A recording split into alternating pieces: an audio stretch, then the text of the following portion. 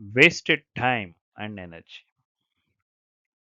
4 to 6 hours daily wasted on unproductive activities.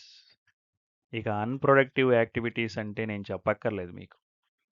అన్నిటికన్నా first వరుసలో ఉండేదెవరు అంటే ఫోను. మొబైల్ ఫోన్ చేతిలో ఉంటే 4-6 గంటలని చెప్పాము ఇక్కడ.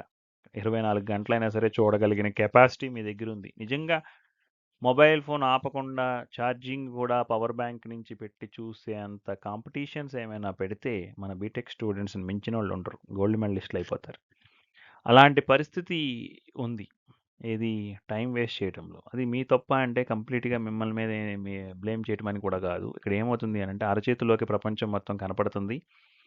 ఇంటర్నెట్ ఎంత కావాలంటే అంత ఇస్తున్నారు. మీరేమన్నా మళ్ళీ ఆ పర్టిక్యులర్ వాడే సిమ్ నుంచి ఇంకో సిమ్‌లోకి ఇంకో కంపెనీలోకి మారతారేమో అనుకుంటే, ఆళ్ళే మీకు ఇంకొక ఎక్కువ డేటా కూడా ఇస్తారు. చక్కగా మిమ్మల్ని ఎంకరేజ్ చేస్తారు చూసుకోమని. మీకు హ్యాపీగానే ఉంటుంది. 4 ఇయర్స్ గడిచిపోతుంది. కానీ జాబ్ రాదు తర్వాత. తర్వాత పరిస్థితి ఏంటనేది అప్పుడు ఆలోచిస్తారనమాట. ఇది తప్పు. దీన్నే మనం అన్‌ప్రొడక్టివ్ యాక్టివిటీస్ అంటాం. ఇలాంటివి ఇంకా చాలా. సినిమా హీరో గురించి మాట్లాడుకోవడమో, పొలిటికల్ లీడర్ గురించి మాట్లాడుకోవడమో, లేకపోతే కాలేజీలో ఇద్దరు ఫ్రెండ్స్ కలిపి మూడో ఫ్రెండ్ అక్కడ లేని మనిషి గురించి మాట్లాడుకోవటమో, ఇవన్నీ కూడా అన్‌ప్రొడక్టివ్ యాక్టివిటీసే. లో attention span. Cannot focus on goal. Goal ఏంటనేది పెట్టుకోవాలి కదా ఫస్ట్. 4 ఇయర్స్ బీటెక్ చేస్తున్నాం. తర్వాత ఏం చేద్దాం? ఏ జాబ్‌లో జాయిన్ అవుదాం? ఎంత సంపాదిద్దాం?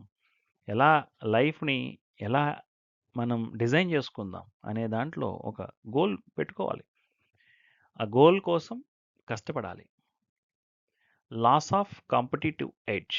Others get ahead. ఏమవుతుంది ఆటోమేటిక్‌గా కాంపిటీషన్ అనేది హెల్తీ కాంపిటీషన్ ఫీల్ అవ్వాలి. దానికి తగ్గట్లుగా ప్రిపేర్ అవ్వాలి. బాగా మనం ఇండస్ట్రీ రెడీగా తయారవ్వాలి.